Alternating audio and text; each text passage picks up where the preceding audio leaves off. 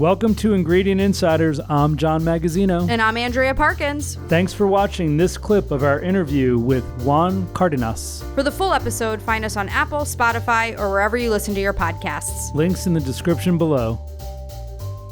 If you look at like I don't want to say normal, but like the standard pistachio, and then you look at a Sicilian pistachio. Bright green. Bright green. Almost looks like neon. Yeah. And they're also like a little softer, I would say, in terms of, Agreed. bite. So, I don't know, higher in oil content, fat content. So it's very beautiful, actually, to talk about Bronte and Sicilian pistachios because they disrupt a little bit what the cycle of harvesting is. Usually you're harvesting once a year, especially when you have like these macro productions. You have some countries that have lower standards. In Sicily, the standards are super high and the harvesting happens every 2 years. So it's very slow because the volcanic soil, it's so harsh that the plant still needs some time to give you the crop. It takes 2 years? Yeah. I didn't realize that. I thought that, and correct me if I'm wrong, has there not been like a shortage of Sicilian pistachios the last year? Yeah, well... Was that because they were in between harvests or there was actual shortage? There was actually a little bit of everything. So we should have the next crop next year. So this year we skip. But also the interesting part about that is that the increase of the demand on pistachio last year with the whole Dubai bar just brought everything. That little chocolate bar. Yep, blew up the pistachio market. So everybody was just getting out of pistachio. And I mean, there's a lot of pistachio coming around, but there's not enough there's not infinite source of pistachio, right? Does IRCA make a filling for the Dubai bar now? Correct. So that's cool. There you go. We historically have been making a filling that is a white chocolate filling. So it's like a spread, more or less, but it has 16% of pistachio paste that we grow. So it's the perfect compromise between a natural aroma and natural color that we can achieve on a very good base that you can use right away in a croissant, you can use in a tartlet, you can use in a cake, or you can even scoop it out like if it was a Nutella. Yeah? I feel like, I was reading like the trends lists going into 2026, and John took his first trip to Dubai, and I feel like it was a changing experience. Like you really enjoyed it. It was eye-opening. Well, the first thing is when I was getting ready to go, I'd never heard of the Dubai chocolate bar. I called him and I was like, you have to bring me that one. And both of my daughters were like, will you get me Dubai chocolate? Yeah. Do you know about Dubai chocolate? I'm like, I have no idea what you're talking about. Tell us what you have to do to get the bar. Well, to get the real bar. So there's lots of Dubai chocolate bars in Dubai, but there's only one producer who is like the one who created it, and really the quality level is totally different. But to get that bar, so I when I arrived, I was like, I told the folks at Chef's Warehouse Middle East, I was like, hey, I need to get a few of those Dubai chocolate bars for my daughters. They're like, oh, no. Not so easy. They're like, you can't get the ones at the airport. Yeah. You can't get the ones that you see in the stores. You have to order it online from this delivery service called Deliveroo or whatever. And because there's only one producer who makes it, and that's the only way to get it. I was like, no problem. I'll go on the app and I'll order it.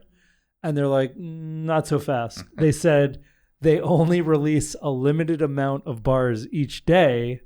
And at 3 p.m., you need to go on the website and order. And if you're lucky, you get it. You can get some bars. So the first day I went on, sold out. Second day I went on, got 6 bars. And a couple days later, someone from our office brought me a bag with another 6 bars. I literally had a collection going in my hotel room. I went back on the website another day or two later, got another 6 bars. And they were not that expensive there. I think it's like $20 a bar, isn't it? Not there, much less. Okay. When I got home and I sent them to my daughters, they're like, oh my God, do you know you just sent us $800 worth of Dubai chocolate bars? I was like, really? They don't cost that much there. But yeah, there's a big difference between the quality of one Dubai chocolate bar to another. John was very generous. He got me one of the bars. They're very very, very good. They're rich and decadent. Oh yeah. But I feel like even though like I heard that the trend was going out, I'm still seeing it all over my social media. Yeah. Like people, even a friend of mine who she's a chocolatier in Rhode Island, she's now making them. Like I feel like it's not going anywhere. And I totally agree with you. So for me, it's a very interesting phenomenon that happened because I've been trying to sell pistachio in the US forever. You know, in the Italian companies, we sell pistachio. And the US was always a little reluctant to pistachio because you have peanuts. So it was always peanut related. Yeah. But right now with the Dubai trend, everybody got to know pistachio as it is. So even if eventually the Dubai trend will fade out, the pistachio is remaining, which is very interesting because it's already a known ingredient to the consumer. Yeah. Does IRCA make products for gelato and ice cream? Yes, absolutely. We do have a line that is called Joy Gelato, our gelato products.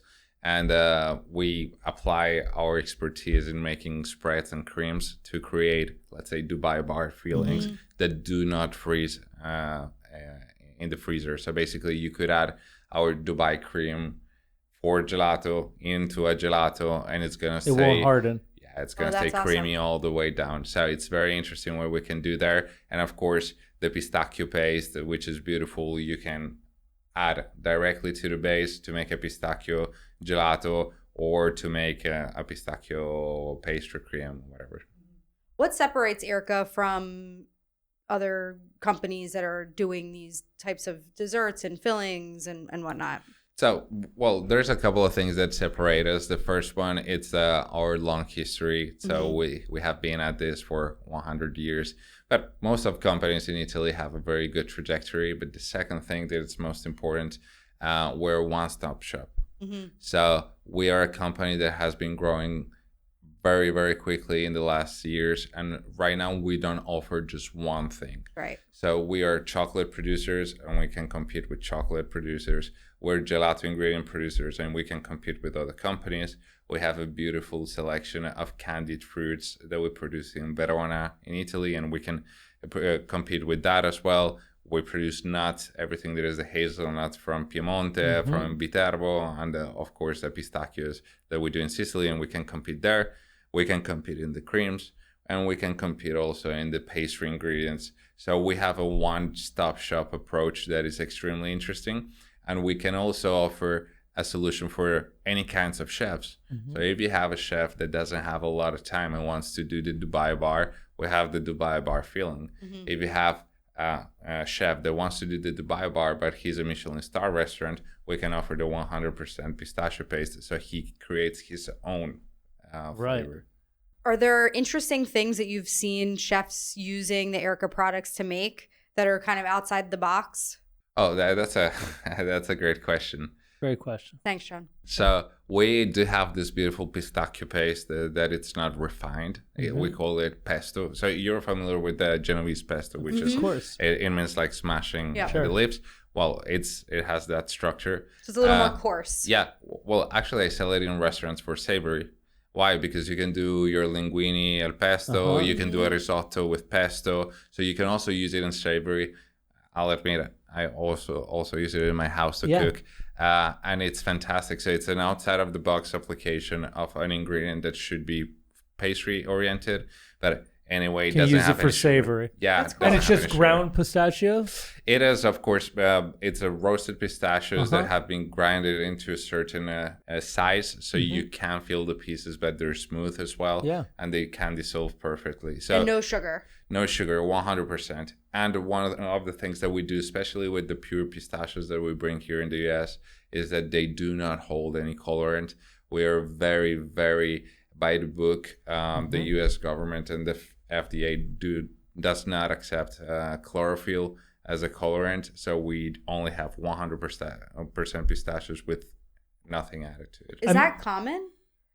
Where they add color to pistachios? Yes, it can be common. In most countries that are not very familiar with pistachio, you tend to link pistachio to the green color, sure. Whereas normally it's a brownish, greener color. Yeah. So to sell it, usually you can add chlorophyll to make it a little bit bit brighter, but it usually should be a little bit toned down. Mm-hmm. I feel like I'm also seeing, not just in the Dubai chocolate, but I think there's a trend with the panini shops now to do a pistachio spread. Mm-hmm. When you started talking about the savory spread on a lot of their, like the mortadella sandwiches, or if you talk about like Al Antico Vinayo, the sandwich shop that came to the U.S. From Florence, that they use a lot of pistachio like with the mortadella puree, on the sandwiches. Heaven. And a pistachio drizzle. Exactly. I was actually talking to your colleagues in Chicago 2 weeks ago. I was doing some sort of training, and they were asking me, where would you apply it? And I was like, exactly that. Yeah. If you do like a pizza with with a little bit of mozzarella, or you have your panino, it goes perfecly. It marries perfectly also with the mortadella, with these kinds of Italian products, which is... Yeah, that's a great point, because I think we always think of IRCA just for the sweet side and the pastry chef, but there's a lot of applications on the savory side. Is it just the pistachio that you have with the no sugar, or do you have hazelnut or any other nut? So we do have 100% hazelnut, and it's curious because we don't have just one. We have 7 hazelnuts, 12 pistachios, depending on the roasting, depending on the origin. We do have also almonds and walnuts as a pure paste, so 100% paste, and we have them also in the option of grinded pesto, so you can also apply them in different applications. That's great. It's almost like a ready to go pasta sauce too. Right. I mean, I think right now, especially with food costs being so high, I think chefs have to look for solutions. And I think IRCA provides not just your pastry chef, but also savory chefs solutions as well. Thanks for listening to this episode of Ingredient Insiders. You can find the products we discussed on today's episode at chefswarehouse.com or your favorite specialty retailer. And don't forget to follow us on Instagram at Ingredient Insiders and Chef's Warehouse at Where Chefs Shop.